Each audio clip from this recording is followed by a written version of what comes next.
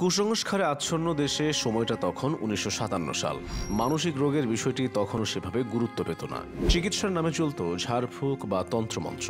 অন্ধকার সেই সময়টাতেই জনবান্ধব একজন চিকিৎসকের উদ্যোগে গড়ে ওঠে পাবনা মানসিক হাসপাতাল, যা যুগের পর যুগ ধরে বহু মানুষের ভরসার কেন্দ্রস্থল হয়ে রয়েছে। প্রতিষ্ঠার পর থেকে গত ৬৬ বছরে হাসপাতালটিতে ভর্তি হয়ে চিকিৎসা নিয়েছেন প্রায় লক্ষাধিক মানুষ। ছাড়পত্র নিয়ে বাড়ি ফিরেছেন ৮০,০০০-এর মতো রোগী, অর্থাৎ সুস্থতার হার প্রশংসাযোগ্য। ভর্তি হওয়া ছাড়াও আছে আউটডোরে চিকিৎসার সুযোগ। গত এক যুগে আউটডোরে সেবা নেওয়া রোগীদের সংখ্যাটি দাঁড়িয়েছে ৫ লাখেরও বেশি। আউটডোরে প্রতিদিন গড়ে ১৩০ থেকে ১৪০ জনের মতো মানুষ চিকিৎসা নেয়। রেকর্ড বলছে এই রোগীদের মধ্যে বেশিরভাগই নারী। এই হাসপাতালে যারা ভর্তি হন তাদের বেশিরভাগেরই পূর্বপুরুষদের কারো না কারো মানসিক রোগ ছিল। দুশ্চিন্তা, বড় ধরনের মানসিক আঘাত, এমনকি আর্থিক সমস্যা থেকেও অনেকে রোগাক্রান্ত হয়েছেন। দীর্ঘদিন মানসিক রোগে ভুগতে থাকলে দেখা দেয় মানসিক ভারসাম্যহীনতা। ভর্তি হওয়া বেশিরভাগের মধ্যে থাকে সন্দেহ প্রবণতা। তারা ওষুধকেও সন্দেহ করে, কাছের মানুষদের শত্রু মনে করে। কেউ কেউ গায়েবী আওয়াজ শোনে, হঠাৎ করে হিংসাত্মক হয়ে ওঠে, নিজের ক্ষতি করার চেষ্টা করে অনেকেই। কেউ কেউ আশেপাশের মানুষদের উপর চড়াও হয়, ভাঙচুর করে জিনিসপত্র। কিছু কিছু রোগী কারো সঙ্গে কথা না বলে চুপ করে থাকে। কেউ কিছু জিজ্ঞেস করলে শুধু ড্যাব ড্যাব করে তাকিয়ে থাকে। বেশিরভাগ রোগী যায় দীর্ঘদিনের মাথা ব্যথা নিয়ে। মানসিক চাপ ও দুশ্চিন্তার কারণে মাথা ব্যথা ছাড়তে চায় না। চিকিৎসা ছাড়াও রোগীদের মানসিকভাবে চাঙ্গা করতে সেখানে আছে গান শোনার ব্যবস্থা। প্রতিটি কক্ষে রয়েছে সাউন্ড সিস্টেম, আছে টেলিভিশনও। রোগীদের জন্য আরও আছে লাইব্রেরি, পার্ক আর হ্যান্ডবল খেলার কোর্ট।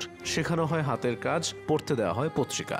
হাসপাতালের চারপাশে নজরদারির জন্য আছে শতাধিক ক্লোজ সার্কিট ক্যামেরা। লোডশেডিংয়ে হাসপাতাল যেন অন্ধকার হয়ে না যায় সেজন্য রয়েছে গোটা ৫০ সোলার বাতি। ওষুধের পাশাপাশি বায়োসাইকোসোশ্যাল অ্যাপ্রোচ বিভাগে চলে থেরাপি। আকুপ্রেশার নামেও আছে একটি বিভাগ। মানসিক কাউন্সেলিং আর ছোটখাটো কাজে ব্যস্ত রাখা হয় মানসিক চাপ ভুলে থাকতে। সরকার অনুমোদিত একটি জনকল্যাণ সংস্থা রয়েছে এই মানসিক হাসপাতালে। রোগীরা সুস্থ হওয়ার পর বাড়িতে পৌঁছানোর খরচ সেই সংস্থাটি বহন করে। ১৯৫৭ সালে হাসপাতালের যাত্রা শুরু হয় পাবনার তৎকালীন সিভিল সার্জন মোহাম্মদ হোসেন গাঙ্গুলির উদ্যোগে। গাঙ্গুলি বরিশালের মানুষ, কিন্তু স্বপ্ন দেখতেন পাবনার জন্য। মূলত তার একক উদ্যোগেই পাবনায় স্থাপিত হয় এই হাসপাতালটি। ৬০টি শয্যা নিয়ে যাত্রা শুরু করেন শহরের শীতলায় জমিদার বাড়িতে। প্রথম বছরই হাসপাতালে ভর্তি হয় ৮০ জন। এরপর সদর উপজেলার হেমায়েতপুর গ্রামে হাসপাতালের জন্য ১১১ একর জমি অধিগ্রহণ করা হয়। এই জমিগুলোর বেশিরভাগই ছিল হিন্দু ধর্মের গুরু অনুকূল ঠাকুরের। প্রাপ্ত জমিতে ২ বছর পর শুরু হয় ভবন নির্মাণের কাজ। ১৯৬৬ সালে শয্যার সংখ্যা বাড়িয়ে হয় ১৫০, পরে ২০০টি। ১৯৯৬ সালে আরও বেড়ে হয় ৫০০। হাসপাতালটিতে মোট আসন সংখ্যা ৫০০। এর মধ্যে ৩৮০টি সাধারণ শয্যা, যেখানে থাকতে কোনো টাকা দিতে হয় না, চার্জ দিতে হয় বাকি ১২০টিতে থাকতে হলে। হাসপাতালে ওয়ার্ডের সংখ্যা ১৯টি, এর মধ্যে নারীদের জন্য বরাদ্দ ৫টি। সব মিলিয়ে গোটা ৫০ সিট প্রায় সময় ফাঁকা থাকে।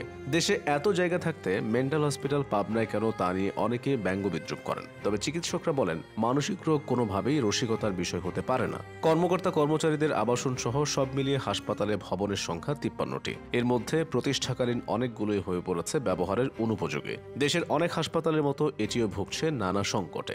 নেই পর্যাপ্ত ডাক্তার এবং নার্স। মানসিক চিকিৎসায় আধুনিক সুযোগ সুবিধার অনেকগুলোই নেই সেখানে। এ কারণে বলা হয় পাবনার এই মানসিক হাসপাতালেরই আগে চিকিৎসা দরকার।